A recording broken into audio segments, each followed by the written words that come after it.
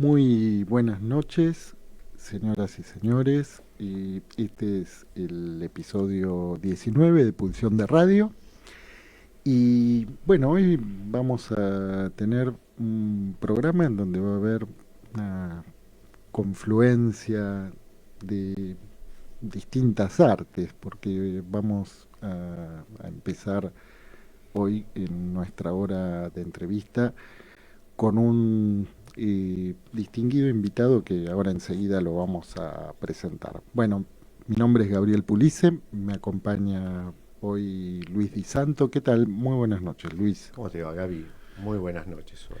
Bien, ¿y querés hacer una primera presentación de nuestro invitado? ¿Quién nos acompaña Y hoy? nos acompaña Miguel Libedinsky, egresado de nuestra casa de estudios, la Facultad de Psicología y compañero de estudios y amigo del alma Ujú. también, que también, entre otras cosas, es director de cine, ha dirigido un Ujú. film del cual nos va a hablar como excusa para la entrevista de hoy. Así que bueno, tenemos una persona polifacética, por Sí. llamarlo de alguna manera.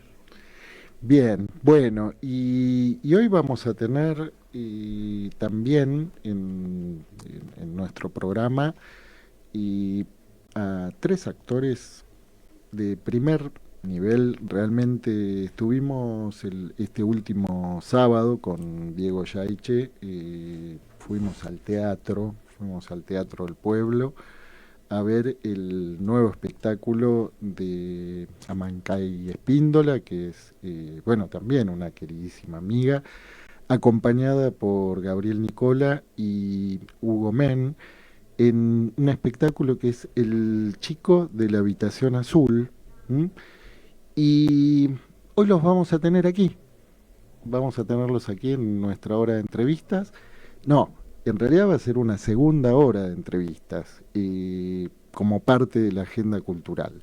Y vamos a tener también nuestro rincón de los libros libres, libreras y libreros, a Luciana Villegas, que va también a contar con la participación desde la ciudad de Mar del Plata de Francisco Casadei, que nos va a contar, bueno, todo lo que aconteció en la feria de editores independientes que se realizó hace muy poquito en la ciudad de Mar del Plata.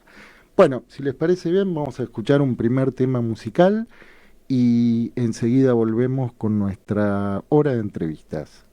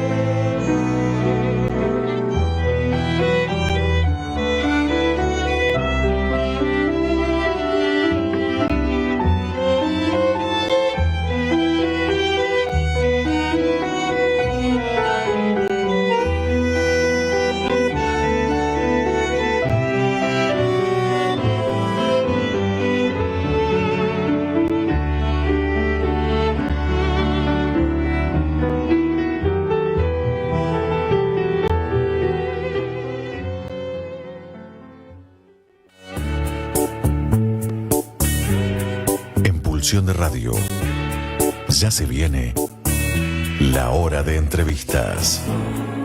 La hora de entrevistas. Bueno, aquí estamos con Miguel Libedinsky, que está de visita en Buenos Aires, dado que él vive en Canadá. Ya sé, creo que te fuiste unos 20 años. 21. 21 años. Bueno, y el tema es hoy un poco hablar de la película que vos dirigiste, Heart of Tango, Corazones de Tango, que según lo que dice la tapa del DVD, estuvo en la selección oficial del 40º Festival de Film Iberoamericano de Huelva, en España. Participó el programa oficial de la CBC, de creo que programas documentales en Canadá. La plataforma de documentales de la Canadian Broadcasting Corporation, que es como la televisión oficial de Canadá. Y también estuvo en la selección oficial del 9º Festival de Tango Film que se hizo en New York, Estados Unidos. Dos comentarios que están en la contratapa del DVD, que yo los traduje como pude, porque estaban en inglés. Dice, una investigación artística y articulada, un tapiz bellamente filmado y editado de la comunidad del tango de Toronto. Y el segundo, si nunca hubiera estado en Toronto, este film me haría querer visitar esta ciudad. Bien, y por otro lado ha sido declarado de interés cultural y artístico por el gobierno de Argentina. Yo voy a agregar un comentario. Dale. Lo puedo decir en español también. Peliculón. Wow. ¿Por qué? ¿Por qué peliculón? Porque, bueno, justo le decía recién a Miguel en el ascensor, cuando subíamos al piso, y que parece que pudo captar justamente, como el título lo indica, el corazón del asunto, ¿no? Hay ahí una mirada muy íntima de cuestiones que se ponen en juego en torno del tango y que trascienden sobradamente los límites del Río de la Plata, ¿no? Que pasa a ser... Vos ¿no? sabés que esto Sí. que vos comentás me da pie para decir otra cosa, pero después, ¿no? Bien. Miguel, antes que nada, háblame un poco del tema musical que elegiste y por qué. Bueno, empiezo por saludarlos y por agradecerles la oportunidad de estar acá charlando un ratito con ustedes. Gracias Luis, gracias Gabriel. Es muy lindo poder tener este espacio y bueno, cuando además del espacio hay una conexión de amistad, especialmente con Luis de tantos años, es doblemente hermoso. El tema que escuchamos al principio es un tema del próximo disco de Carlos Libedinsky, que es mi hermano, mi querido hermano. Está por lanzar este disco, es Narco Tango Rouge. Carlos Libedinsky es el fundador, compositor y director del grupo Narcotango, que es uno de los grupos pioneros que, digamos, revolucionó el género a partir de la incorporación de estructuras mucho más contemporáneas que las tradicionales. Él se lanzó en esa búsqueda con bastante valentía en ese momento y marcó camino. Y hoy lo que se conoce como el tango electrónico no es estrictamente lo que le hace, pero está dentro de ese género. El tema Viento Sur es de los últimos temas que él hizo el que a mí más me conmovió y me conmueve. Cada vez que lo escucho me emociona. ¿Por qué? Bueno, yo creo que el por qué es lo que termina respondiendo la película, ¿no? La película nace como una especie de proyecto de investigación. En realidad era una pregunta que yo tenía cuando empecé a conocer un poco la ciudad de Toronto. Carlos fue el que me abrió la puerta porque él fue a tocar con su grupo Narcotango un par de veces y yo hacía rato que venía con una intención de hacer una película. Había hecho algunos documentales, siempre en el tema documental estuve, de manera muy independiente, muy, digamos, de juntar un rasti, ponerlo al lado del otro, y fui haciendo algunas cosas. La última que había hecho antes de esta había sido una especie de también investigación sobre la multiculturalidad en una escuela de la ciudad de Toronto. Yo soy profesor de escuela secundaria pública, hace ya 19 años que trabajo en esa ciudad, y el documental anterior había sido exactamente eso, un despliegue, digamos, de la multiculturalidad en un edificio. Muchos chicos de distintos países, de distintas culturas, de distintos idiomas conviviendo. Bueno, terminó eso muy bien, pero lo que pasó fue que cuando terminó ese documental, vino la revolución del high definition. Y la película había estado hecha en standard definition. Y es como justo. que sentí, claro, me cayó. Dije, bueno, bueno, pero eso debe estar pasando todos los días, ¿no? Casi, porque, digamos, pero eso fue una revolución muy importante. Sí. Es como, bueno, ahora pasar del high definition al 4K, al 6K, al 8K, etcétera. Pero bueno, un estándar todavía vigente es el high definition, por lo menos para proyectos básicos, independientes como es este. Entonces dije, bueno, la próxima que haga la voy a hacer en high definition. Pasaron los años, distintas circunstancias, y nuevamente Carlos me abrió la puerta. Me dice, mira, en la ciudad en la que estás vos hay mucho tango, me dice. Yo venía buscando un proyecto, digo, bueno, ¿por dónde voy? Venía buscando un proyecto primero porque siempre uno siente que tiene cosas pendientes para hacer, ¿no? Y dije, se dieron una serie de circunstancias, y dije, bueno, esta es mi oportunidad para tal vez poder empezar este proyecto.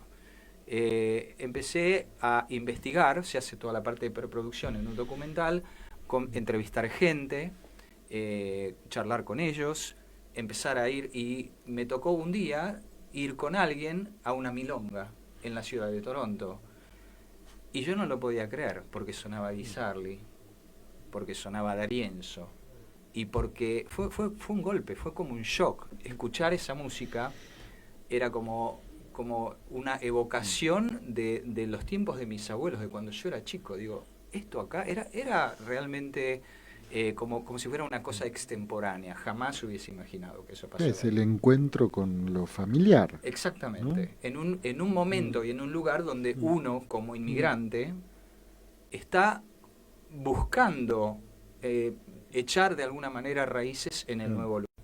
Entonces, a partir de eso, dije, bueno, acá hay una cuestión interesante. Y yo había comentado que esto me da la sensación que Toronto es como un foco muy, muy, muy fuerte. Entonces, el proyecto de la película trata de responder esta pregunta.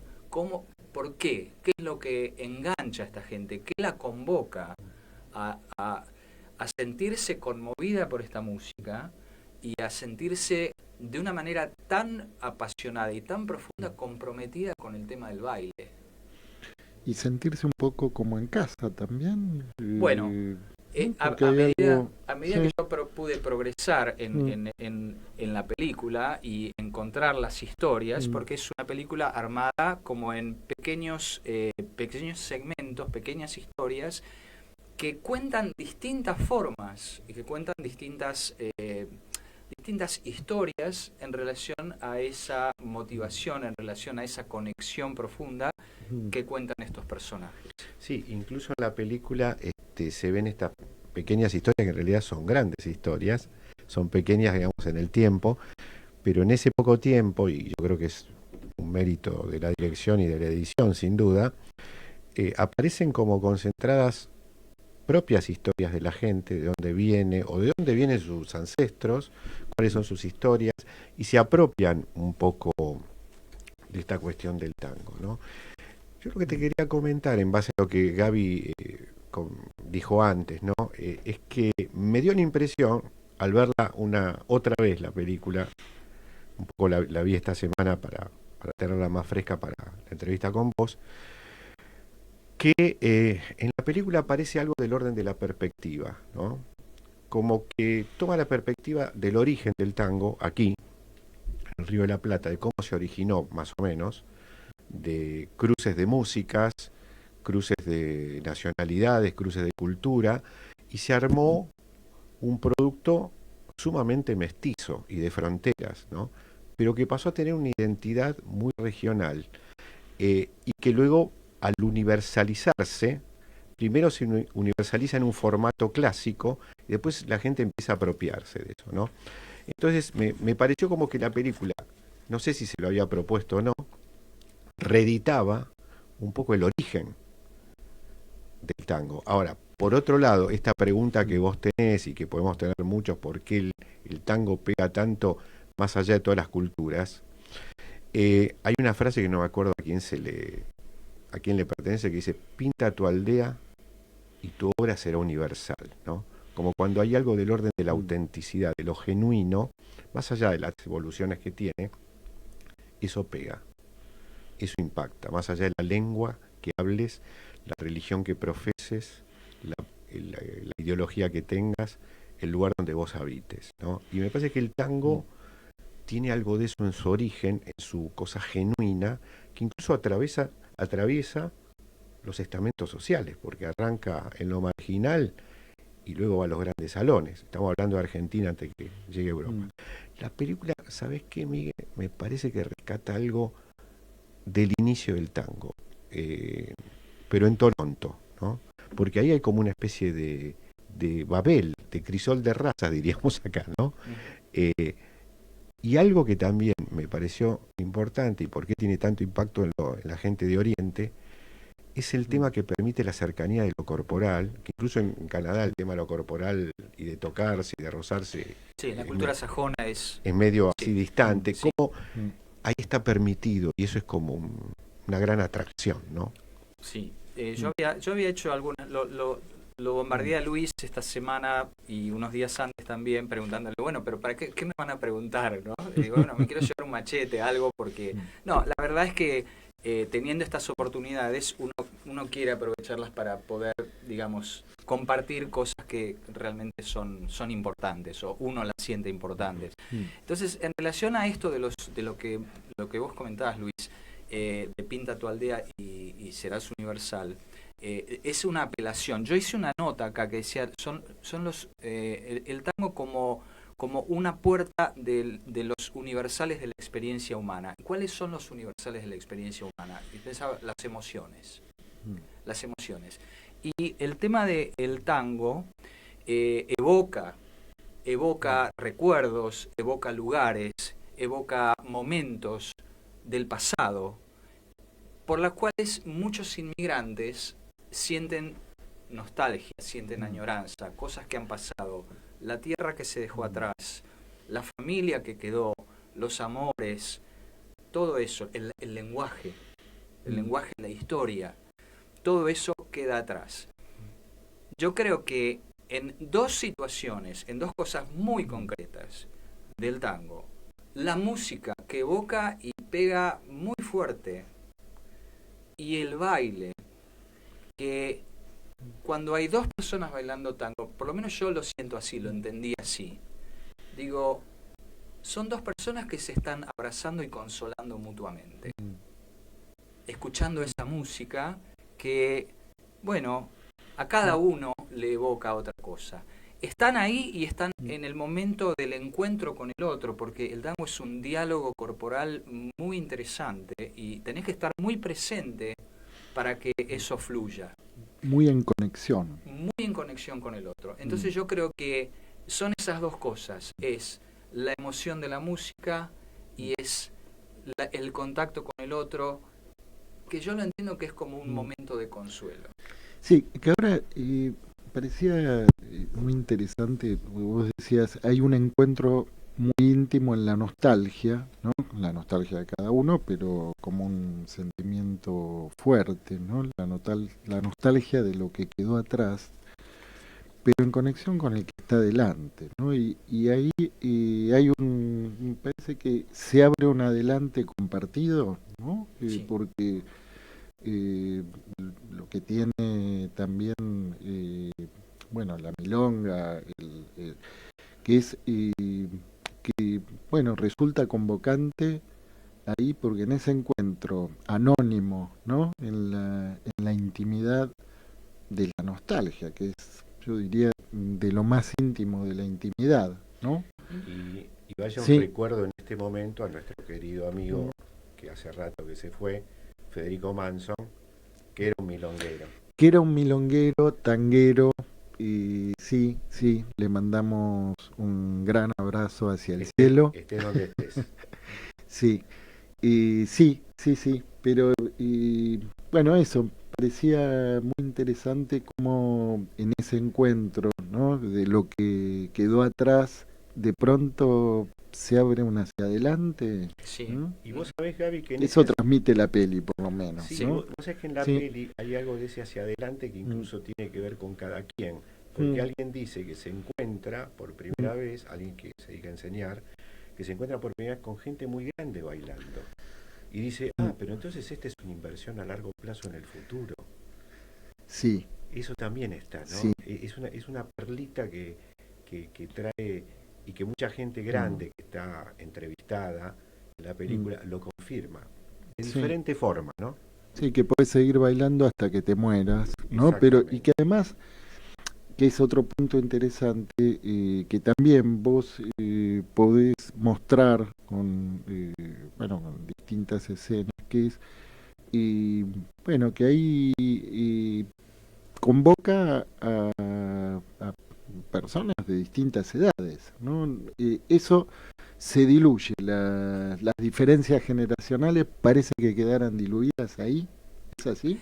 Es así, es así. En el momento, digamos, del encuentro en la milonga, está como establecido y permitido, por lo menos allá, por lo menos lo que yo presencié mientras hicimos la producción, este encuentro de diferentes generaciones.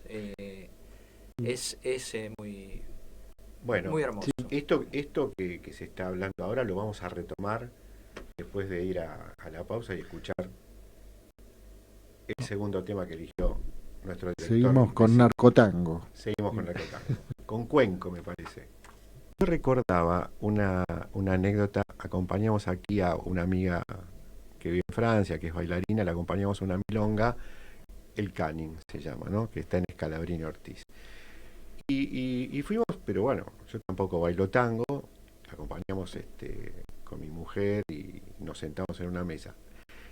Y esto que se dice, ¿no? de esta intimidad, de la nostalgia, yo tenía también una otra percepción que no contradice lo que venimos diciendo, que es que esas personas que quizás bailaban unas piezas, como se decía antes, ¿no? Y después nos iban a ver más en la vida, parecían amantes en ese momento. Aunque nunca más se volviesen a ver. Había como una atmósfera de enamorados que existiría solamente el universo de las dos personas bailando. Por otro lado veía a esta amiga Sojanta que bailaba y me encontré ahí con otro amigo de otra época, Osvaldo Sánchez. Y Sojanta venía del baile clásico y parecía que levitaba cuando bailaba. Y Osvaldo Sánchez venía de las artes marciales de otra época y caminaba como el movimiento de las artes marciales. O sea, cómo la impronta de lo que cada uno había hecho también lo podía, digamos, transferir a ese movimiento. Y había otra pareja que solamente bailaban entre ellos, más grande, y el hombre tenía un abdomen voluminoso, ¿no? Y cuando se hace una interrupción, yo le digo a Sojanta, che, pero y con esa panza bailar, y Sojanta en su española francesa dice, pues la panza es muy importante para el baile, porque una se puede apoyar y hacer los movimientos de giro. Entonces vos te das cuenta que no necesitas ser un figurín para bailar el tango. Otro bonus track sobre esto. Bien. ¿Y usted qué opina sobre este comentario de Luis Miguel? Yo lo que vi es que realmente la experiencia del baile es para todos, todas, todos, todes. Sí, no puedo decir todes ahora, ¿no? No puedo, no se puede. Podés decir. Acá en la radio sí, en las escuelas no se puede. En las escuelas públicas de la ciudad de Buenos ciudad de Aires, Buenos por lo Aires. menos, en las privadas Sí. creo que tampoco. Sí. Y, Yo quería hacer una referencia al tema musical, porque es como que es otro aspecto de la película. El tema musical también de Carlos Libedinsky es cuenco, mm, y es un tema musical que está especialmente puesto en la película hacia la mitad de la película, en una especie de videoclip que muestra la ciudad de Toronto. O sea, son tomas cortas que van mostrando la ciudad. postales de Toronto. Postales de Toronto, digamos, desde lo personal, eso continúa para mí siendo la búsqueda del nuevo arraigo, ¿no? O sea, el tango, la música está ahí, la geografía, la música está ahí también, y es una música que a mí me llama, y digamos, hay una narración que empieza, así como quien se prueba un traje nuevo, Toronto se prueba sonidos de bandoneón. Entonces, Chan. sí, entonces dije, bueno, ¿qué hay de lo urbano universal en una ciudad moderna en relación a esta música? Y Toronto se probó esos sonidos, y para mí esos sonidos pegan, esos sonidos van ahí. Pero, Sí, Miguel, recordemos que hay muchas películas que no son argentinas que han utilizado algo del tango, ¿no? Para sí, ambientar alguna cosa, ¿no? Incluso sí, muy disímiles en los géneros, ¿no? sí, O sea, como que ahí también encuentran algo que es muy difícil de explicar intelectual o racionalmente, pero un clima, ¿no? total. Que encaja, que le va bien, que el saco, el traje le va El bien, traje le va bien, sí. y que tiene que ver con algo del tango, que me parece que crea una atmósfera muy peculiar Sí. también, ¿no? En este caso, esa pieza a mí realmente me sirvió para mostrarla, la ciudad, digamos, desde afuera. Abre con una toma que es como lo que llama el landscape, el recorte de los edificios desde el lago, es como el ingreso a la ciudad. Y después del ingreso a la ciudad, hay momentos de vida cotidiana en la ciudad, gente subiendo a colectivos, autos pasando, los tranvías, una calle. Son todas tomas, por ejemplo, hay una toma muy hermosa que es de una calle, pero está toda bordada por cables de tranvía, por cables de electricidad. Bueno, a mí me permitió, digamos, como pintar la ciudad con esta música. Y justamente la letra, hay dos versos cantados por Carlos en esa canción. Dice, retumbando en el mundo por cualquier lugar, un latido profundo, un cuenco en el mar. Entonces, eso, digamos, bueno, a mí es esto que está acá. Ahora también en el fin aparecen cosas sorprendentes y disruptivas, incluso dentro de lo disruptivo, ¿no? Puede ser la idea de gente que vive el tango en otra ciudad, que viene de otras culturas, que incluso trata de adaptarse a una cultura que realmente tiene un formato más anglosajón, que es de pronto dos cuestiones que me llamaron mucho la atención, que es que hay una persona un argentino que protagoniza los dos momentos, que es este argentino donde trabaja con la escalera y con el tema de los desaparecidos, ¿no? Con una significación otra a la que uno está acostumbrado, y que también trabaja con esta artista que está en sillas de rueda bailando con ellos. O sea, dos cuestiones que son muy fuertes, una porque tiene que ver con nuestra historia, que nunca está demasiado lejos, esa historia que hemos vivido, siempre vuelve de alguna manera, pero también lo otro, ¿no? Que tiene que ver con esta persona que está en sillas de rueda y lo que dice en relación a lo que encuentra, a lo que puede recuperar, no solamente de lo vital, sino del deseo, ¿no? Relacionan todo esto. Las dos personas que estás nombrando son Lisandro Gómez y Spirit Synod, con quien hemos permanecido amigos desde ese momento. De nacionalidad, bueno, uno es Argentino, Lisandro es argentino, Sí. está casado con Tatiana Melnik, que es ucraniana, Ujú. y Que es con la que trabaja el tema de de los la desaparecidos escalera. y la escalera. Exactamente. Ellos hacen teatro, ellos estudiaron teatro en Italia, creo que estuvieron en el Odin Theater, tuvieron una preparación muy de teatro alternativo en Europa y, digamos, pudieron hacer confluir composiciones teatrales con el trasfondo del tango, pero lo de ellos es como desde un trasfondo, te diría, dramático y hasta trágico, evocando las tragedias de los años de la dictadura militar. ¿Los encontraste en la Milonga? ¿Cómo? Porque es un hallazgo. Bueno, ¿no? quien me facilitó llegar a ellos es una de las consultoras, que es una de las personas que aparecen especialmente al principio, la instructora de baile, que se llama Ilona Posner, que es una persona maravillosa y tremendamente generosa, y ella me fue como marcando, mirá, ¿por qué no vas a hablar con este? ¿Por qué no vas a hablar? Y así fuimos como enhebrando y determinando cuáles iban a ser las historias. Sí, te abrió la agenda. Me abrió la digamos, agenda la- con un amor y con una generosidad, pero Mm, Que pocas abrió la veces. agenda y jugó de número 5. Exactamente, de doble 5. Sí, De doble sí, sí. sí, Sí. sí, porque, bueno, tuvo ahí un lugar protagónico, Protagónico. en la producción y también en la peli. ¿no? Sí, y aparte, Ilona, ¿no? Ilona Posner, sí.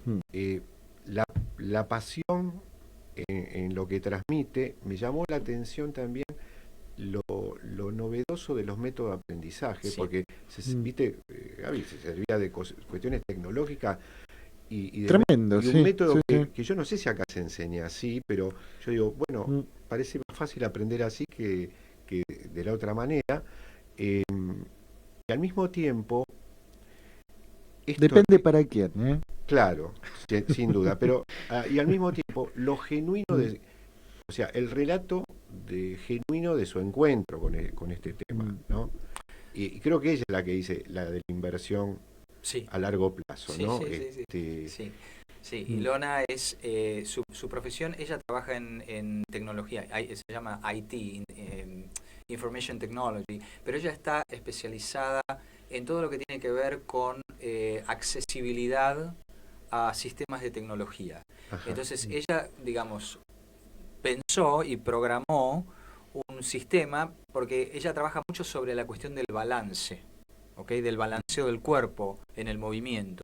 Entonces ella desarrolló una especie de, como si fuera una plataforma que te muestra, te indica visualmente cómo vos vas a estar. Centro de gravedad. Un centro de Claro, gravedad, ¿no? sí. Pero cuando ella habla de esto y muestra con el cuerpo esa inclinación hacia adelante, casi parece una cosa de budismo zen, porque es como la filosofía en acción, porque lo que ella dice del movimiento y de la actitud frente a la vida y demás cosas, es como que hace una intersección de cuestiones que habitualmente están distantes, Sí. ¿no? Ujú.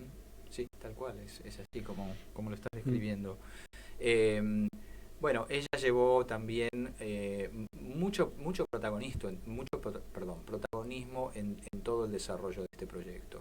Realmente me tomó la mano. Hay otra persona más también que fue consultora, que es Lily Kayat, que es también canadiense. Estuvo en las primeras rondas de consulta y me fue marcando algunas cuestiones que yo no tenía la menor idea en relación al baile. Otra de las cosas que han pasado muchas veces es cuando yo me acercaba a contactar con esta gente, me preguntaban, bueno, ¿pero vos bailas tango? Le digo, no, yo no bailo tango. Y me miraban, ¿no? Y hace una, me dice, "¿Pero una cómo?". herejía, ¿no? No, me dice, ¿cómo vas a hacer una película de tango si vos no bailás tango? Le digo, bueno, de la misma forma que hay directores que hacen películas de criminales seriales y ellos no son criminales seriales. Se reían, es una linda anécdota esa. Sí, esa es una anécdota que contaba también Walter Molnar, que es, le mandamos un saludo de paso. Saludos, Walter. Quien habla de cine aquí. colabora en Pulsión de Radio con nuestra sala de cine. y traía, creo que es un comentario de Hitchcock, me parece Ajá. que viene de ahí. Después lo vamos a consultar. Sí, Miguel, la película se filmó y se estrenó ¿en qué años? Se filmó entre el 2013 y el 2014, se estrenó en noviembre del 2014 en Toronto. Bien, han pasado 8 años, ¿no? Sí. De su estreno. Contanos un poquito las repercusiones de la película en sí, las que vos tuviste, las que hubo, las que conocés, y también qué pensás vos de la película Para atrás. en perspectiva desde hoy, ¿no? Las repercusiones, digamos, tuvo muy buenas críticas, tuvo una muy buena repercusión en el hecho de que la compañía nacional de televisión contrató y pagó un muy buen fee por una licencia de broadcasting que realmente me salvó a mí financieramente. Porque fue muy costoso hacer esto y fue un proyecto independiente. O sea, esa es una excelente repercusión. Y toda la gente con la que yo tuve oportunidad de conversar y que vio la película estaban muy, muy contentos. La película se vio en muchos países, en Asia se vio en varios países, en Europa también. Bueno, esas repercusiones. Otras repercusiones han sido la posibilidad de continuar de alguna manera en contacto con muchos de los protagonistas de esta película, con quienes hoy somos realmente amigos, cada vez que nos vemos así. Quedó esa conexión de por vida. Otra de las repercusiones es que yo me pude animar a poner un programa de estudios en una escuela pública secundaria donde se enseñan las cuestiones básicas de producción documental, de videofilm, producción documental. Y empezar a poder enseñarles a chicos cuestiones conceptuales y cuestiones técnicas en relación a esto es una consecuencia y es un rebote que yo no me lo imaginaba. Muchas consecuencias, yo no me hubiese imaginado que esto podía llegar a pasar. En retrospectiva, la película creo que es una cosa hermosa que hice en la vida. Creo que es una de las cosas más lindas que hice en la vida. Aparte de mis hijas y de mi relación con mi esposa. Creo que para mí personalmente hay un antes y un después de este proyecto, muy marcado. Y aprendí muchísimo y tuve la suerte de contar con un equipo técnico de primera línea, generoso, paciente, profesional, divertido, especialmente muy paciente con un primerizo como yo. Y seguimos en contacto. Que esto que vos hiciste, ¿no? Con el tango en Toronto, juega a otra banda aquí, en tu ciudad de origen. Qué buena pregunta. No lo sé, no podría contestar ahora esa pregunta. Creo que hoy, así, lo primero que me sale es haber podido consolidar y profundizar el vínculo con mi hermano, con mis hermanos, con Carlos especialmente, porque tenemos esta conexión, tenemos esta parte de historia juntos, ¿no? Y está muy presente la música en la peli, ¿no? Sí, y digamos, yo creo que en una perspectiva como más de zoom out, yo diría que me permitió continuar arraigado a mi ciudad, me permitió continuar con ese vínculo fuerte con Argentina, ¿no? Porque vos, el primer producto que hiciste hace muchos años atrás, cuando volviste, creo que por primera vez o una de las primeras veces, fue la presentación de un libro. Sí. Que el libro tenía por título el mismo nombre que la productora. Sí. ¿Qué título tiene la productora y el libro? Puente Byte.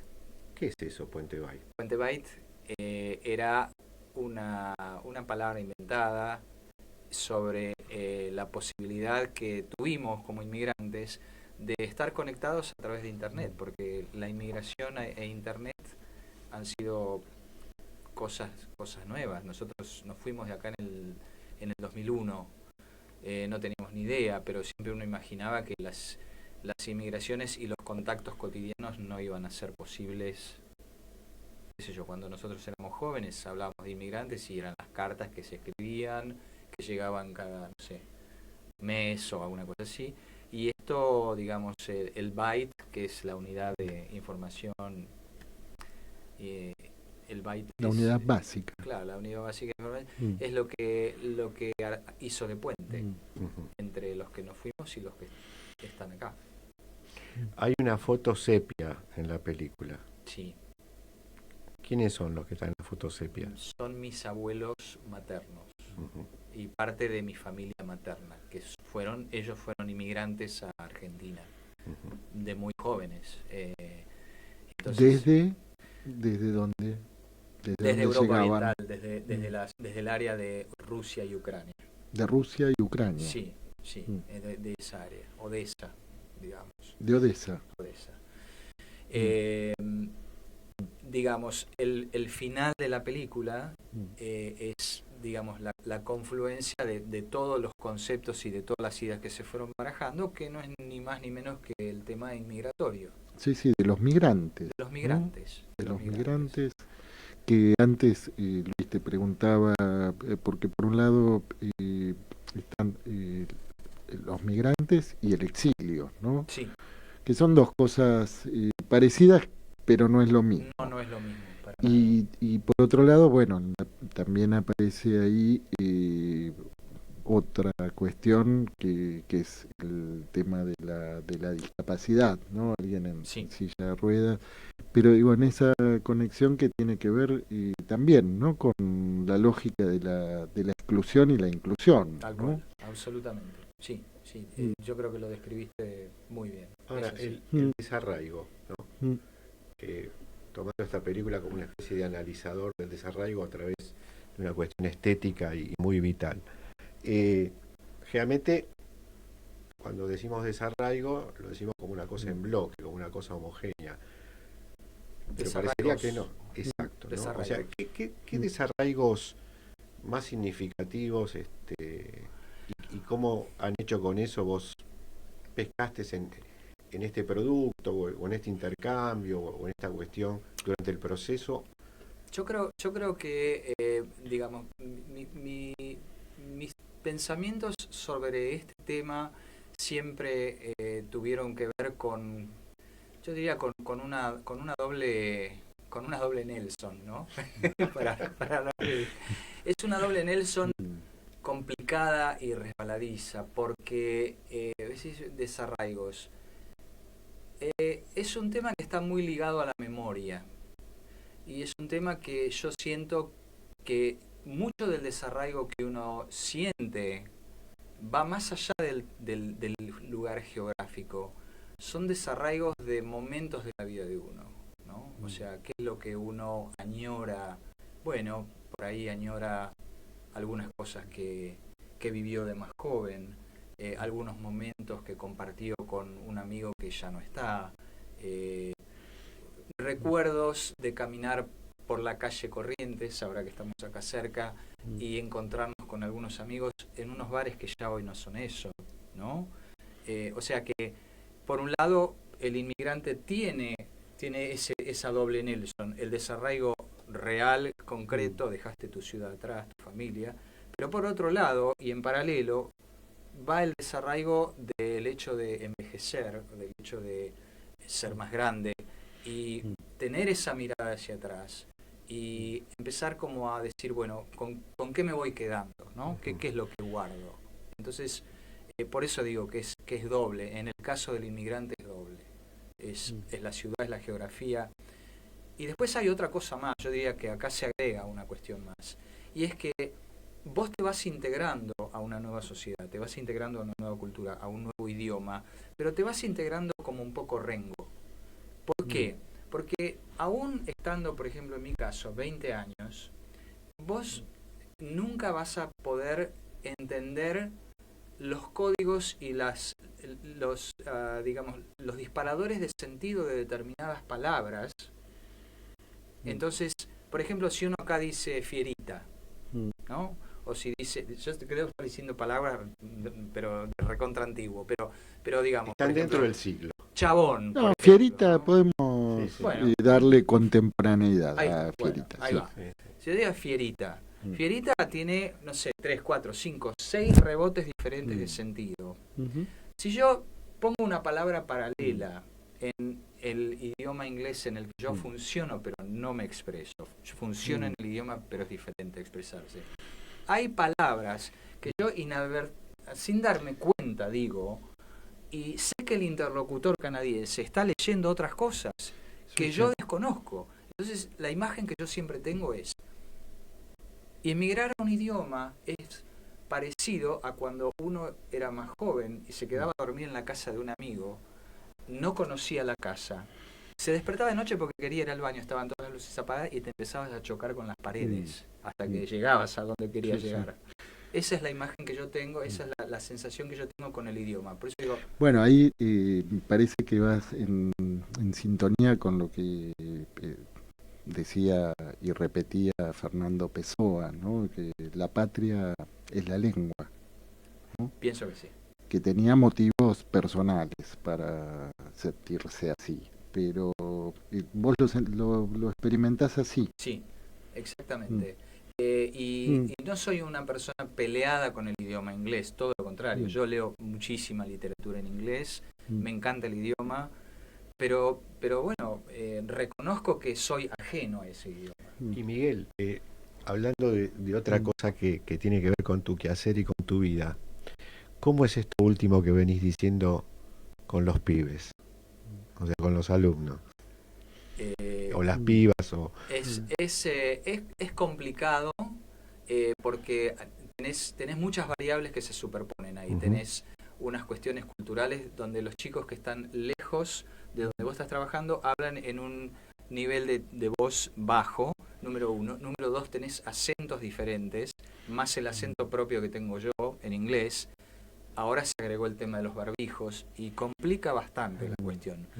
De todas maneras, hay toda una gestualidad, hay toda una actitud y hay toda una puesta en escena en un espacio de aprendizaje que facilita mucho, cuando podés llevarlo por esos carriles, facilita mucho la comunicación. Tal vez la gramática no es perfecta, pero cuando existe ese espacio, las cosas funcionan. Y hablando del desarraigo, quiero mandar un saludo que seguramente va a escuchar el programa no en directo, pero después, mi querido amigo Enrique Latalier, que vive en París, que las primeras veces que lo visitaba estaba lleno de CD de rock nacional, y de las últimas veces que fui, los CD de rock nacional habían pasado arriba de todo y estaba lleno de CD de tango. Y un día, donde lo acompaño? A la milonga. Dice, acompáñame que voy a bailar al centro iraní. En el centro iraní en París, una cosa absolutamente loca, y iba a milonguear. Así que bueno, él también, de alguna manera, se bailó ese desarraigo y se reconcilió con algunas cosas, esa es la historia de él, con algunas cosas de Argentina a través del tango, porque se había ido un poco enojado de aquí allá en el año 82, ¿no? ¿Y vos le querés preguntar algo a Miguel en relación a eso? No sé, no, porque no creo que él se haya ido enojado, No, o sí, no. pero sí quiero preguntar una cosa más A antes ver. de finalizar. La escena de la milonga media congelada, que después se descongela, que aparece al principio, en el medio también, que aparece en blanco y negro y después aparece en color. Sí. Contame un poquito de eso. La milonga está conceptualizada en la película como si fuera el puerto, el lugar de encuentros y de despedidas. Entonces la película arranca con sonidos del puerto. La evocación al final es exactamente esa. Hay un poema que se llama Llegan brumas, donde habla de eso y muestra imágenes del puerto. Y la milonga, para mí, en esta película, representa ese puerto. Va del blanco y negro del pasado al color del presente. Dígalo, por favor. No, bueno, Dígalo sin mímica. se lo digo sin mímica, con Sí. el bar, ¿no? Sí. ¿Fue aquí- mano o no fue mano? Y Dale. en ese orden, que nuestro querido invitado de hoy ha traído generosamente Ah, bien. una película, Sí. un DVD, para... Para sortear. En realidad, bueno, vamos a ir pensando ahora, porque ya tenemos que ir haciendo el cierre de esta hora de entrevistas, pero tenemos una peli y vamos a ver qué clase de destreza le pedimos a la audiencia para llegar a la peli.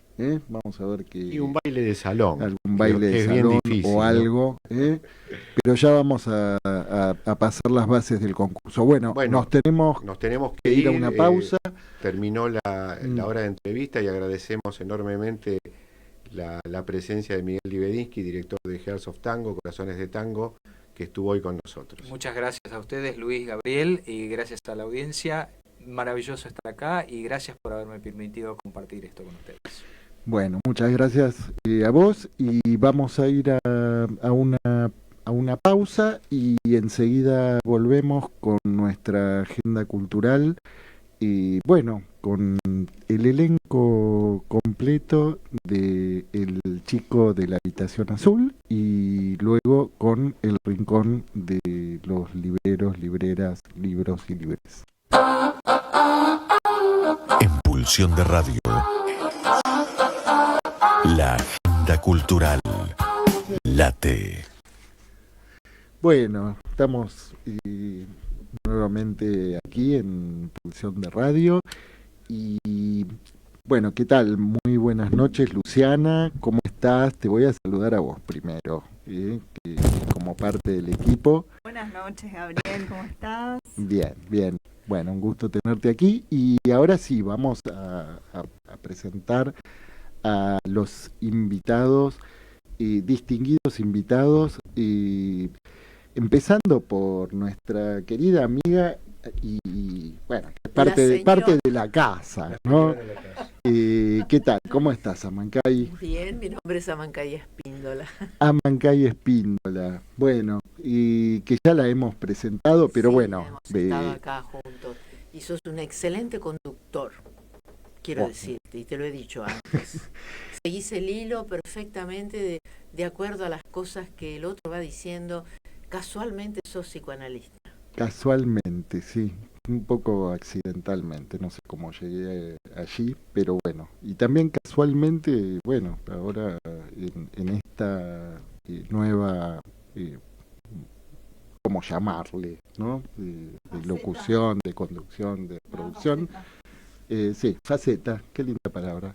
Bueno, y estamos también con Gabriel Nicola. ¿Qué tal? ¿Cómo estás, Gabriel? Hola, ¿qué tal? ¿Cómo están? Bien, bien. Ahí, sí, mira, ahí. Ok. Ahí bien. Hola. Lo que pasa es que en el teatro no tienen micrófonos. No tienen Estamos micrófonos. acostumbrados a apuntar la voz al micrófono. Aparte, Bueno, y con Hugo Men estamos Hugo también. Hugo, ¿cómo estás? bien, Gabriel.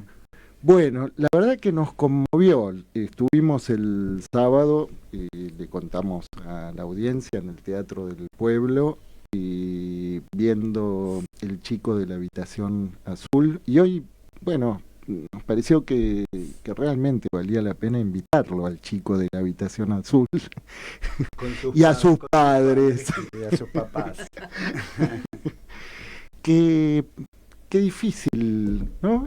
Crecer con esos padres. Qué difícil, ¿no? Mm. Por suerte están en la ficción. Pero sí, es un juego difícil, el chico, ese lugar que ocupa y en la dinámica del vínculo tan particular por distintas razones con estos padres que no tienen tregua, son implacables, feroces. Sí, sí. Pero es una ferocidad que aparece muy enmascarada también, ¿no? Sí, porque son un amor también. Son un amor. La mamá, qué La mamá mamá, es un amor. qué mamá tan amorosa. Amancay, ¿cómo es ser la mamá del niño de la habitación azul? Es una mamá, te diría que en este momento pasa por el análisis porque nunca había pensado lo que me estás diciendo. Siempre pasó el personaje por el cuerpo, sin previo análisis, así que era pura entrega pasional con ese personaje. Pero es una madre que ama a ese niño, lo rechaza profundamente, y en esa contradicción sucede el personaje, donde además es una negadora de la realidad, porque no se puede construir lo que ella ha construido, lo que este matrimonio ha construido con sus hijos, sino es negando la realidad. No solo la realidad de la pareja y de lo que constituyen ellos como familia, sino negando un entorno. Lo que me resultó más impactante de la obra es, y que les quería preguntar, ¿no? ¿Cómo se encontraron con el humor? Porque el humor es parte del libreto, pero hay ahí una construcción de ustedes, ¿no? Mirá, Me imagino, se cuando deben leí haber... el texto, Sí, en un primer momento me hizo reír mucho. Creo que esa primera leída, que a veces puede llegar a ser superficial, en la medida que uno se fue metiendo en el texto, realmente aparece el terror de cada humorada. El otro día me encontré con un amigo, una amiga que fue a ver la obra y me decía, yo sufrí mucho porque no sabía qué hacer, Hugo. Es una chica que normalmente no va al teatro, no tiene esa frecuencia de ir al teatro. Entonces ella como público me dice, yo no sabía qué hacer, me angustiaba mucho, no sabía si reírme o angustiarme. o angustiarme, no sabía. Le digo, pero ¿por qué no le diste rienda suelta a lo que ibas sintiendo? Me dijo, porque me costaba muchísimo, dice, me quedé y salí muy angustiada. Y otras personas salen angustiados, creo que salen todos. Bueno, pero el sí. humor está, nosotros lo escuchamos al público sonreírnos. Nosotros somos como somos, este padre y esta madre. Ustedes escuchan al público Sí. reírse por Sí, momentos sí, a sí. carcajadas, ¿no? Sí, Porque sí, la verdad es que sí. se provoca eso, sí. Sí, porque hay un absurdo. Y de contrabando va entrando la angustia, ¿no? Sí, poco a poco. Y Sí. el relato, sí, y el campo de resonancia, como Amancay refería a ese entorno familiar que amplifica hacia la afuera también. Sí, ya, bueno, hay también, digamos, para los psicoanalistas, hay para hacerse una panzada. Sí. Por favor, contanos. Para los psicoanalistas, yo fui en calidad de amigo y en calidad de espectador. Pero Así me que, encantaría y escuchar acá esa como mirada. tampoco, Me encantaría escuchar esa mirada sí, tuya. sí. Desde, sin querer, porque tu oficio también se impone en la mirada. Sí, bueno, a ver, porque esto que recién estaban diciendo, ¿no? De que la angustia es como que empieza a entrar uno empieza a darse cuenta de que no se tiene que reír de esas cosas, ¿no? De pronto se está riendo, bueno, yo no quiero spoilear la obra, Claro. ¿no? Por favor, pero Que no la spoilee, claro. no la voy a spoilear, pero de pronto hay escenas que son muy hilarantes, pero que esa comicidad, el humor, encubre lo siniestro, ¿no? Y cuando uno se empieza a dar cuenta que se le está metiendo lo siniestro de contrabando y que ya es tarde, ¿no? Ya es tarde porque uno está ahí y ya está viendo qué hacer con eso que empieza a estar en tensión, ¿no? Entre el humor y la angustia, ¿no? Y por momentos la carcajada es un esfuerzo para seguir volviendo a llevar la cosa para el lado del humor, porque, bueno, si no, un sábado a la tarde no garpa Claro. ir a angustiarse pagando la entrada a ningún lado, ¿no? Porque Mira, te digo que a veces y por las suerte sesiones se de logra, psicoanálisis, sí, las sesiones a veces de psicoanálisis, Dios mío, sí, terminás hecho bolsa, pero por lo que Sí. dicen también es como que es lo que pasa un poco en la vida, ¿no? Porque lo que resulta muy traumático, muy angustiante, uno mismo como mecanismo de defensa busca alguna cuestión para salir de esa cosa tan angustiante Sí. y por ahí el humor, o sea, por ahí no es sentir culpa, me imagino yo, la voy a ir a ver, pero esa risa que vos decís que se cuela y demás, como ese mecanismo que uno tiene cotidianamente de decir, esto es pesado, bueno, vamos a reírnos, porque Sí. como para salir, para defenderse un poco de tanta cuestión. sí, sí, sí. Yo, en ese sentido me parece que es algo que resulta muy logrado en la obra, ¿no? Pero bueno, les quería preguntar a ustedes porque me contó un pajarito, en realidad una pajarita me contó, que no fue tan sencillo ensamblar, ¿no? Entre ustedes, que fue una experiencia Intensa. intensa. ¿Quién fue el pajarito o la pajarita? No, sí, pero nunca no se dice el nombre de la No, pajarita ni el pajarito. Si digo la pajarita ya van a saber quién es. Así que lo dejo. El pajarite, le pajarite. Pajarite. Pero bueno, ¿qué nos pueden contar al respecto sobre la experiencia que transitaron ustedes, ¿no? Mira, yo recuerdo cuando leí la obra por primera vez, el título que me salió, dije, ¿qué género es este? Y dije, es un grotesco siniestro. No conozco grotescos siniestros. Ahora hay que transitarlo con el cuerpo, con la palabra. Yo no tengo una búsqueda de análisis a través de la razón. La tengo a través de estar parada en el escenario y ver qué son las cosas que me pasan. Y realmente, por donde podía transitarlo yo como actriz, era desde un personaje estrafalario. No encuentro otra palabra para describir ese personaje. Entonces tenía una serie de... Ahora lo bajé bastante, pero tenía una serie de cliché de locura y de... no sabría qué poner. Ayúdenme, compañero, por favor.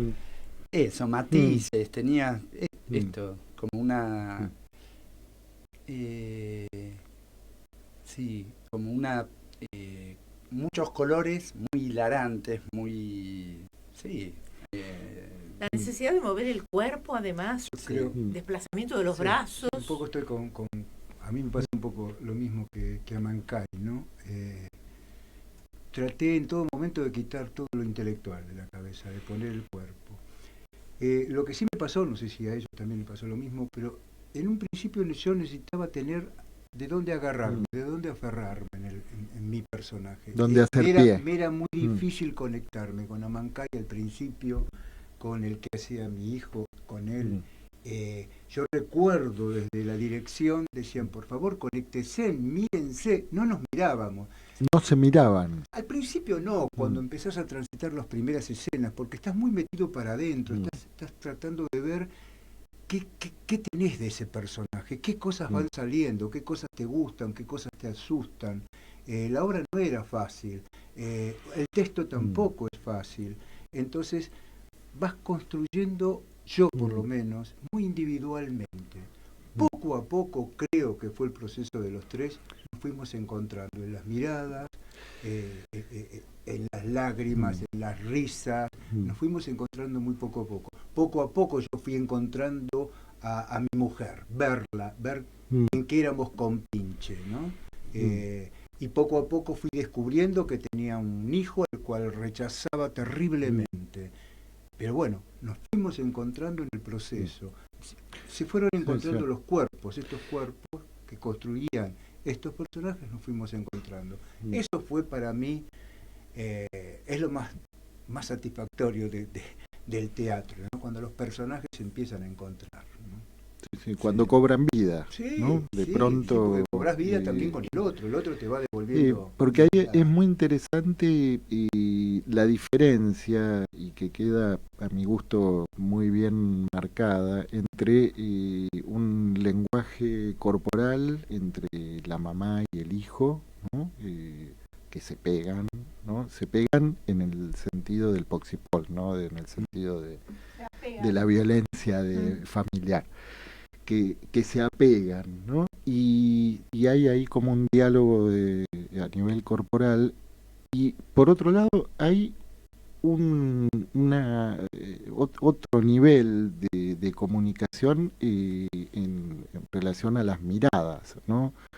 Las miradas y la evitación de las miradas, y ese juego, ¿no? Entre Gabriel y Hugo, entre los personajes, ¿no? Entre ese hijo y ese padre, que, bueno, no se pueden mirar, ¿no? Por otros motivos, ¿no? La mamá con el hijo no se pueden mirar porque están pegados. Entonces ahí es difícil el encuentro de las miradas cuando está pegado, ¿no? El padre y el hijo no se pueden mirar, pero tiene una carga de tensión, y ahí realmente, Gabriel, para mí fue un descubrimiento, tu trabajo corporal realmente brillante. Bueno. Sí, porque hay algo en la gestualidad que en un instante, ¿no? Ustedes quizás no lo pueden ver porque están al lado, pero desde el lugar del espectador realmente hay una confluencia entre los tres, ¿no? Y no sé si por lo que están diciendo, lo llegaron a experimentar así, lo ¿no? hemos percibido. Sí. Lo hemos visto a Gabriel trabajando, y cómo fue creciendo y las propuestas que traía. Y realmente hay un trabajo corporal, y aparte por la devolución del público también. El público habla de nosotros, ¿no? Habla de la madre, habla del padre, y la gente que me hace una devolución me dice: ¿y ese pibe cómo mueve el cuerpo, por Dios? Porque aparte, digamos, que es un personaje que tiene muy poco texto. Entonces hay todo un trabajo corporal. En realidad tiene mucho texto.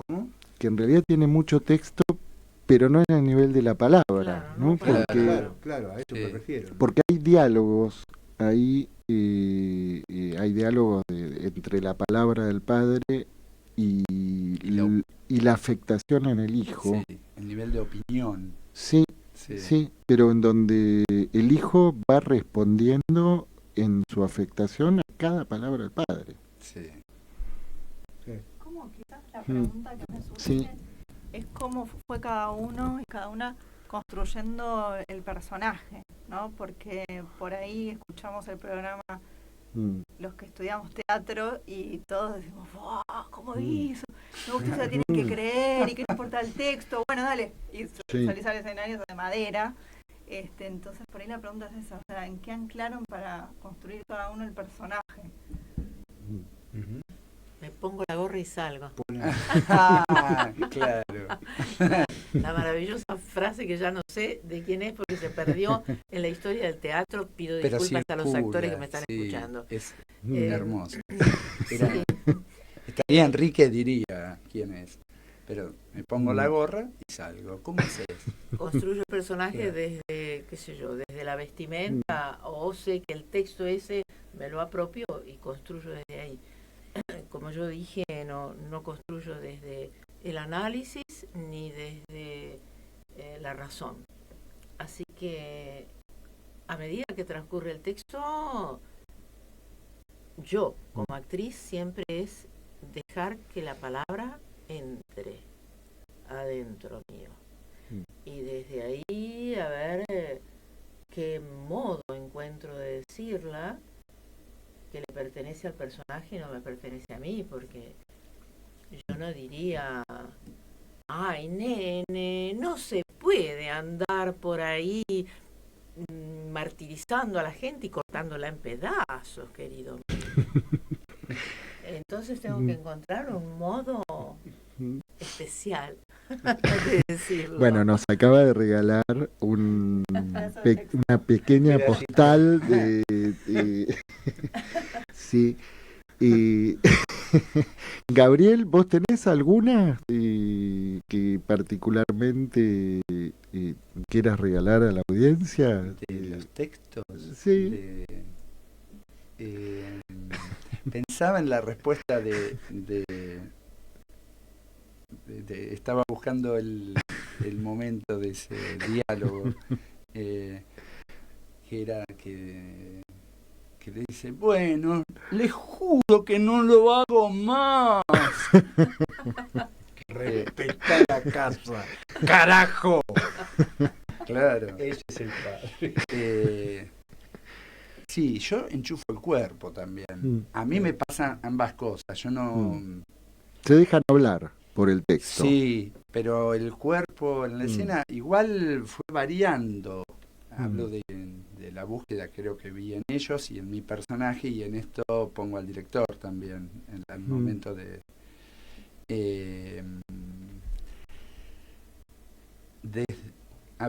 desde la propuesta corporal, me gusta decirlo, yo lo amo primero, lo amo a Chico, y a ese bicho, porque es un bicho. Es un bicho. Y bueno, armar algo de eso en el cuerpo, no sé si la gorra, pero yo agarro el hilito y no sé, y me coloca en un lugar.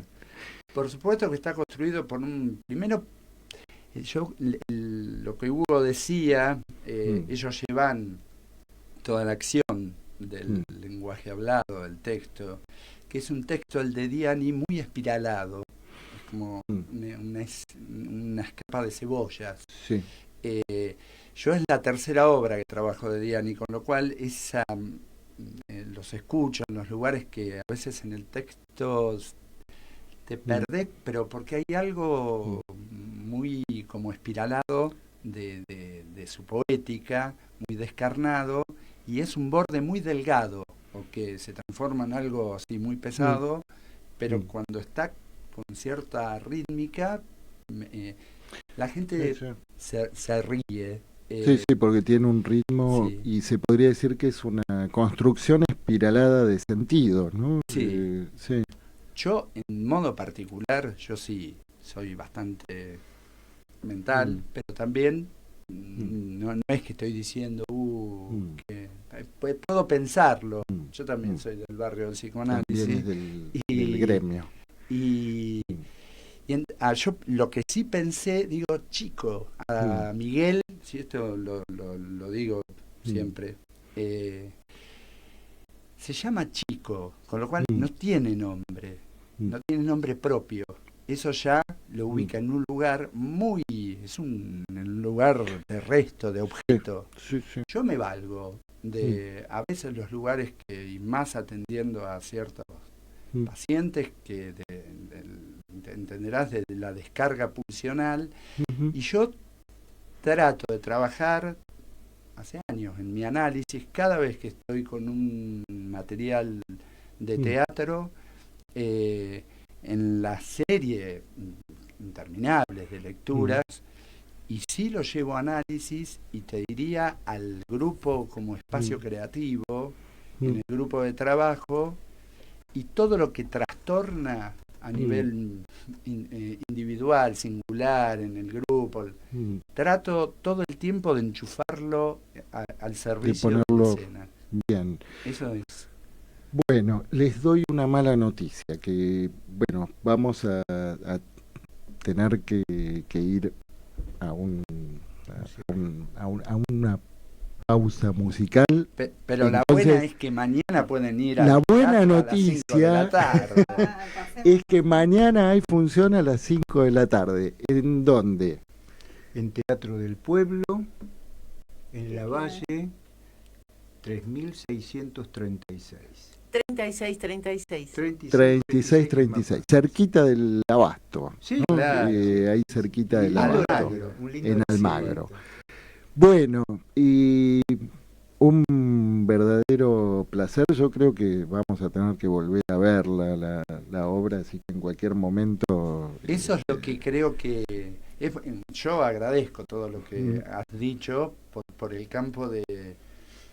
Digo, uno hace teatro y qué bueno que provoque risa, llanto, angustia, incomodidad. La verdad que de eso se trata, ese encuentro entre los que estamos ahí Sí. y la gente que mira. Sí. La verdad que ojalá les haga falta venir y volver. Bueno, uno sale realmente con la panza llena de teatro. Gracias, Sí. Gracias. Bueno, Amancay, y no sé si querés decir Gracias unas Gaby, palabras. por habernos llamado, porque también sirve para una promoción para el teatro.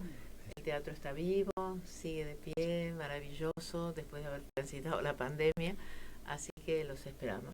Bueno, un placer haber contado con la participación de ustedes. Sí. No, estoy pensando, y recién le decía Sí. a mi compañero, ¿dijimos el nombre de la obra? No recuerdo. Sí. El chico de la habitación Muy bien. azul. Sí. De Miguel Ángel Diani, porque él nombró a Diani constantemente. Sí. Miguel Ángel Diani, la dirige Enrique Dacal. ¿Querés ayudarme? Sí, nuestra asistente es Bea Paz. La escenografía y el vestuario es Agustín Justo Yoshimoto y Paola Gómez es nuestra productora y están las chicas de prensa. Bien. Que, son Aida y Adriana. Digo eso y evoco las chicas de prensa, tienen ese, qué sé yo, como las chicas de flores que hablaba Oliverio Girón.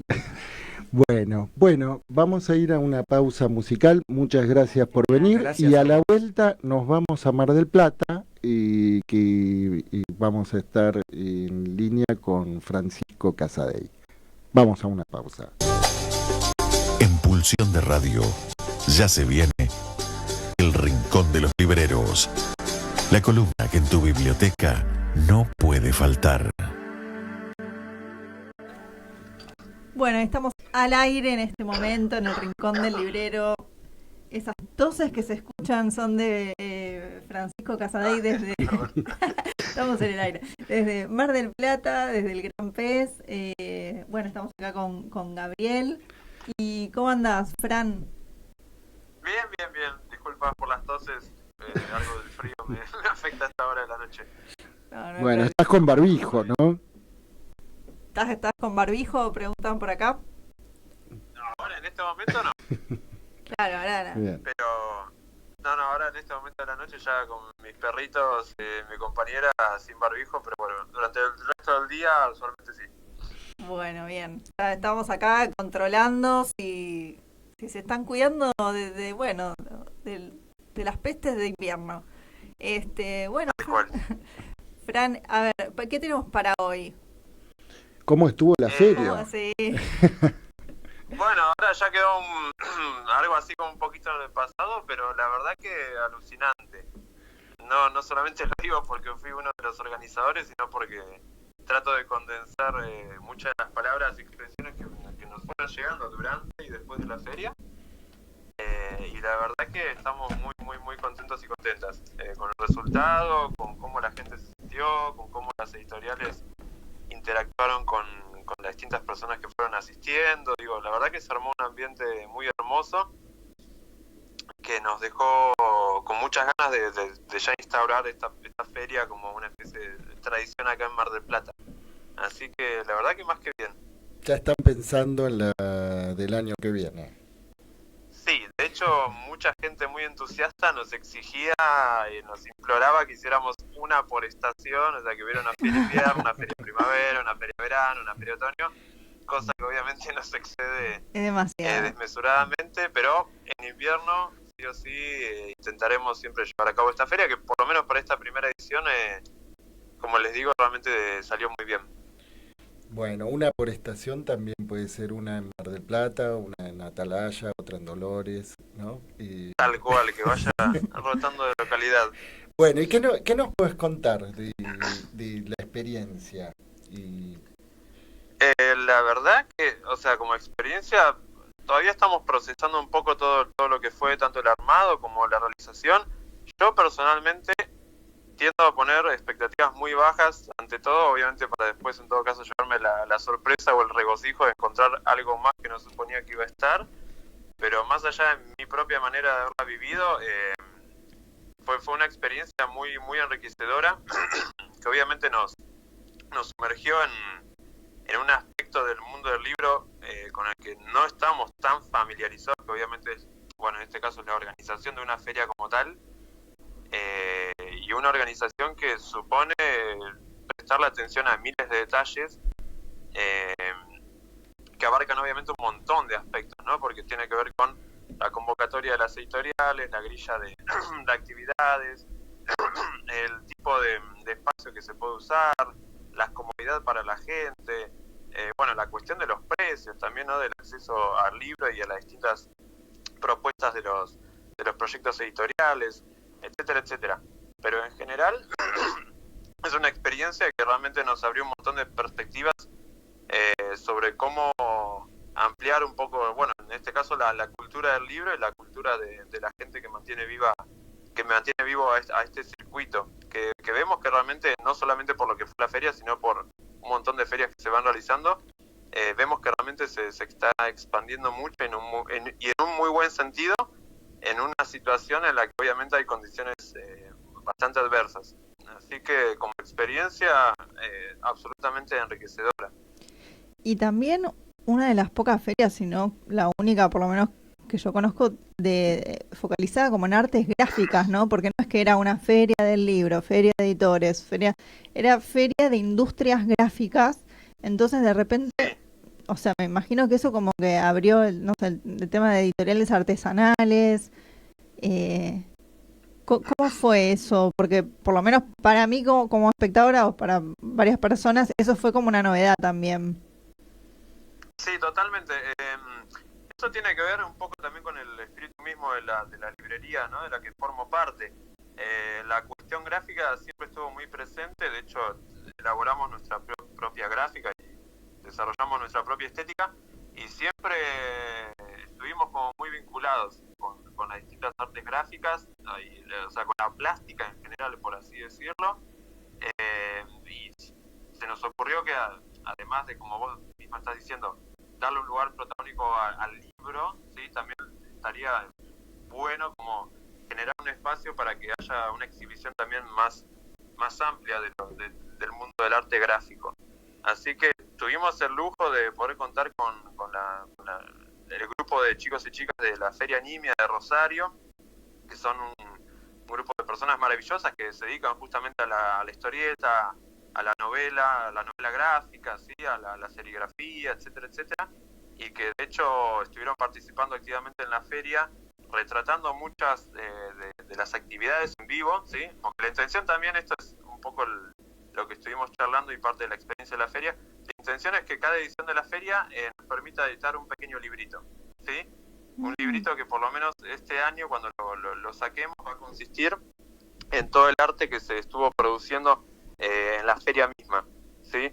Ya sea gracias a María Luque, a Jazmín Varela y un par de personas más que estuvieron activas en plena feria dibujando y retratando todo lo que estaba aconteciendo, como una especie de documento plástico de... Sí. Documento en vivo. ¿Cómo? Un documento plástico en vivo. Fueron tomando instantáneas de lo que iba aconteciendo, ¿no? Exactamente. María Luque, por ejemplo, hizo eso mismo. Iba actividad por actividad, taller por taller, iba captando algunas instantáneas, ¿no? De cada una de esas actividades y lo iba plasmando a su modo, y la intención es compilar todo ese material y editarlo para que por lo menos esta edición también tenga como como una especie de souvenir así documental todo ese material. Y la intención es que cada edición de la feria también pueda arrojar algo similar. Así que, no, sí, el arte gráfico en ese sentido estuvo también puesto en un lugar muy, muy, muy importante. ¿Y ese material para cuándo más o menos va a estar? Ya tengo la ansiedad, ya anunciaste algo, ya está. Ya estamos, queremos uno. Les prometo que les voy a guardar uno porque va a ser una tirada limitada. Pero suponemos que en unos meses ya va a estar listo para la publicación. Estamos realmente empezando como a reunir todo el material que se estuvo produciendo durante la feria misma y tenemos que pensar bien qué formato le vamos a dar. La intención obviamente es que sea un pequeño libro objeto artístico también, ¿no? Que la edición misma resalte como tal y que sea un buen documento artístico de lo que fue la feria y de lo que obviamente también es el arte propio de cada una de estas personas que felizmente participaron retratando lo que acontecía.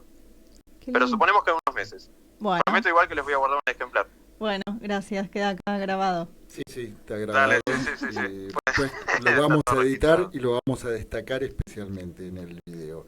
Y bueno, sí, y es un modo de coronar, ¿no? Pensaba, y para salirse del dicho popular que dice en casa de herrero, cuchillo de palo, bueno, que de la feria de editores gráficos salga un buen producto es, hacer la excepción al refrán, ¿no? Tal cual, eso mismo. Así que más vale que salga bueno. No, sí, lo haremos con Hay sumo una cuidado advertencia. porque aparte le damos muchísima importancia a eso. Bueno, ¿y qué más? Porque sabes que nos gustan mucho los detalles en este programa. ¿Alguna anécdota? Yo conozco gente que fue, pero no, hay cosas que no puedo revelar, pero la pasaron muy bien, superó expectativas, la gente no daban abasto. No, pero contá también, sí, porque yo obviamente la información que me llegó es limitada a su modo. Hicimos igual después una especie de encuesta anónima para las editoriales, como para saber cómo se sintieron, qué nos aconsejarían como perfeccionar, ¿no? Como para también tener en cuenta la palabra posterior, la perspectiva posterior de la feria, como para mejorar todo lo que se nos escapó. Yo también quiero aclarar que somos un grupo o sea, las personas que participamos activamente de la organización fuimos 4 o 5 personas bastante inexpertas, y obviamente nos encontramos con un montón de desafíos que no esperábamos, pero que tratamos de resolver de la mejor manera posible. Pero me interesa también saber obviamente cómo se sintieron varias de las personas que asistieron, qué encontraron o qué fue lo que les generó el espacio. A ver, Luciana. No, bueno, los comentarios fueron buenos, eso que superó expectativas, era de repente decir, bueno, hoy es domingo, va a estar tranqui, y de repente se llenó, ¿no? Como que ni ustedes mismos por ahí prevían, no sé si está bien dicho así, preveían, como se diga, esa cantidad de gente, ¿no? Pero que estaban como muy contenidos, no, sí nos traían agua, imagínate, felices porque les llevaban agua, así son las ferias. Claro, también, ¿no? claro. Las ferias son muy esclavizantes en algún punto y mucha fraternidad, digamos, entre los libreros y las libreras de los stands, porque por ahí, qué sé yo, hay gente que fue sola con un stand, con todo. Vos de repente vas a algún lugar, bueno, cuídame los libros, o el mate, o el no sé qué, trajimos algo para los alfajores, compartimos. Todo, bueno, comentarios así, pero como en la súper feria de copados. artesanos, ¿no? Claro. No, porque se me ocurría eso, ¿no? Que siendo una convocatoria a editores independientes, ¿no? Que, bueno, un editor independiente, hay algún punto de desamparo, ¿no? En el sentido de que, bueno, no se forma parte de una multinacional, hay que lucharla, ¿no? Con las distintas cuestiones. Pero también esto de ser independiente, hay una exigencia de poder ofrecer algo distinto, algo que cotice de otra manera. Y ¿te parece que se logró esto en en la feria, el encuentro con esa marca distintiva. Sí, yo creo que sí. De hecho, algo que nos comentaban los y las feriantes mismos y mismas es que algo que los sorprendió mucho fue el ambiente que se generó, la atmósfera también por la actitud del público, por la actitud de la gente que asistió.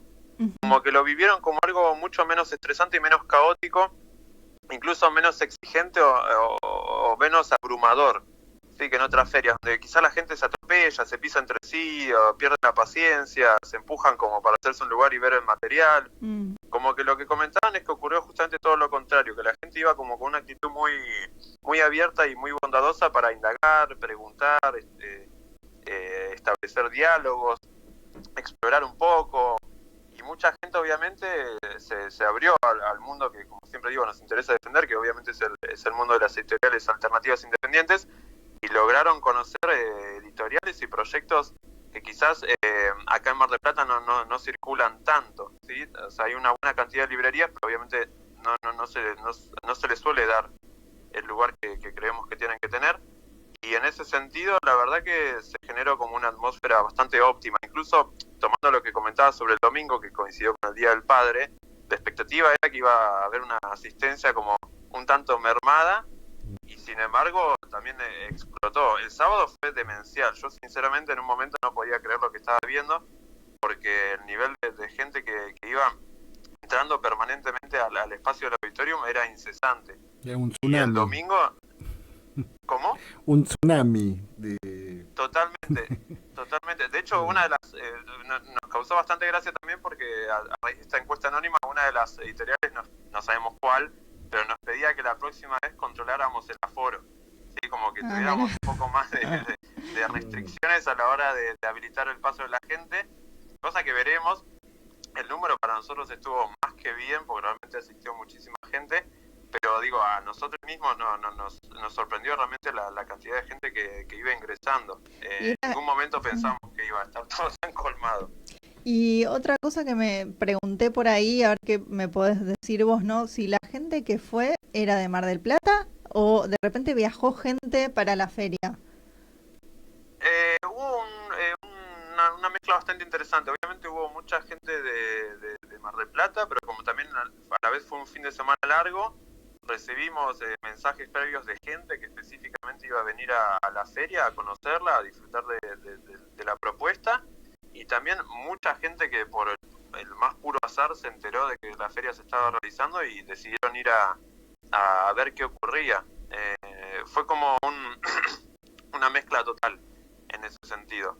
De hecho, estando obviamente trabajando de forma permanente en la librería, uno va conociendo más o menos las caras de las personas que la frecuentan, y en ese sentido, en este caso, o sea, primó el anonimato, en el sentido de que no conocíamos a la mayor parte de la gente que asistió. No fue una especie como de feria dedicada para el círculo de los íntimos o las íntimas, sino todo lo contrario. Y eso es algo que realmente nos hizo muy felices, nos hace muy felices, ¿no? Qué bueno, claro. De hecho, otro dato que también más o menos logramos extraer a raíz de las encuestas, solamente teniendo en cuenta, como se les dijera, aproximadamente un cuarto de las editoriales que estuvieron presentes, se vendieron, lo cual obviamente también es un punto importante, se vendieron más de 1.600 o 1.700 libros. Solamente tomando un cuarto, es decir, entre 25 y 30 editoriales, por decir un número más o menos aproximado. Claro. Lo cual también habla de lo bien que se movió y que funcionó el material que se estaba ofreciendo y el interés que la gente encontró en eso. ¿Y cantidad de gente? ¿Hay forma de contabilizarlo? Mirá, intentamos desarrollar así un método medio bizarro como para hacerlo. Nosotros habíamos impreso 1.000 programas. ¿Sí? Así como para que la gente la agarrara y pudiera ver la grilla, la recorriera y se informara. No quedó ni uno. O sea, que ese era el cálculo optimista, ¿no? Vamos a hacer 1.000. Tal cual, sí. Eso fue como decir, bueno, nos lanzamos con 1.000 como diciendo, ya es mucho. Claro. No quedó un solo programa y la mayor parte de la gente que ingresaba en grupo. Claro. Ni siquiera lo agarraban, o sea, había grupos de 3, 4, 5 personas, directamente grupos familiares a veces. Así que suponemos que el doble por lo menos. suponemos, yo me arriesgaría a decir que entre 2.000 y 3.000 personas hubo fácilmente circulando. Y Fran, ¿qué sorpresa te encontraste? Porque, a ver, vos en el Gran Pez tenés una circulación particularmente, bueno, es la especialidad también, ¿no? de la librería, las editoriales independientes, pero te encontraste con algo que te haya sorprendido especialmente para destacar, alguna producción nueva, alguna editorial que no conocías. ¿Cuál sería el destacado? Mirá, una de las editoriales que de hecho no conocía, eso también es lo asombroso de organizar algo que ni siquiera sabes exactamente qué es. Pero una de las editoriales que a mí realmente que descubrí en la feria misma se llama Firpo, editorial Firpo. Es una editorial independiente de La Plata, que edita sobre todo cuadernitos como realmente estéticamente como muy cuidados, muy realmente como muy lindos, de material muy diverso sobre cultura contemporánea. Esa es una editorial que recomiendo mucho. De hecho, logramos a raíz de la feria incorporarla en el catálogo de la librería. Hace unos pocos días recibimos el material, así que ya lo tenemos a disposición y lo estamos empezando a conocer cada vez un poco mejor. Esa editorial a mí realmente me sorprendió mucho y me alegró mucho que existiera y que estuviera publicando un material sumamente interesante. Así que para mí, por lo menos personalmente, el descubrimiento de la feria fue la editorial Firpo. Bueno, tomamos nota. ¿Y alguno de los temas de la editorial, te acordás alguna de las publicaciones en particular? Sí, el catálogo de hecho es bastante amplio. Tienen como dos líneas de publicación, uno más en formato libro y otro más en formato, ¿cómo decirlo? Es un librito de páginas más, un tamaño más chiquito, como si fuera un pequeño cuadernito. En medio como lo que hace también Barba de Abejas, que tiene como una línea de publicación de libro en el sentido más estricto y pequeños cuadernitos con textos más breves, pero no menos contundentes. Y el catálogo abarca de textos así medio programáticos de personajes como Dieter Brahms, que es uno de los diseñadores del siglo XX como más renombrados, pasando, no sé, por músicos como el guitarrista y cantante de Sonic Youth, algo de Adrián D'Argelos también sobre la cuestión de la música actual en un contexto de streaming. Algo de Stupía, si no recuerdo mal también, o sea, es como y algo sobre fotografía, es decir, es como que, de nuevo, es como que abarca un montón de universos de la cultura artística contemporánea. Buenísimo. Bueno, estamos sobre la hora, pero un informe muy completo y muy interesante sobre esta novedad, una nueva feria para las que nos encantan los libros y la industria, ¿no? Porque el libro es más allá del libro, ¿no? Es todo lo que vos decías, es armar una feria, es encuadernar o descubrir este tipo de editoriales y formas de publicaciones también y conocer nuevos lectores y lectoras. Así que, bueno, gracias, Fran. No, gracias a ustedes, por favor. Bueno, Fran, te mandamos un fuerte abrazo. Un abrazo, buen fin de. Y para toda la comunidad librera, que bueno, que ustedes vienen teniendo realmente un papel muy importante, ¿no? Vienen tomando iniciativas muy importantes, y merecidamente premiadas. Muchísimas gracias. Bueno, un fuerte abrazo. Nos estamos despidiendo con un fuerte abrazo para Laura Salinas y Diego Yaiche, que hoy no nos pudieron acompañar, pero seguramente van a escuchar este saludito al final. Muchas gracias. Un abrazo enorme para ustedes. Bueno, gracias. Nos volvemos a encontrar el próximo viernes en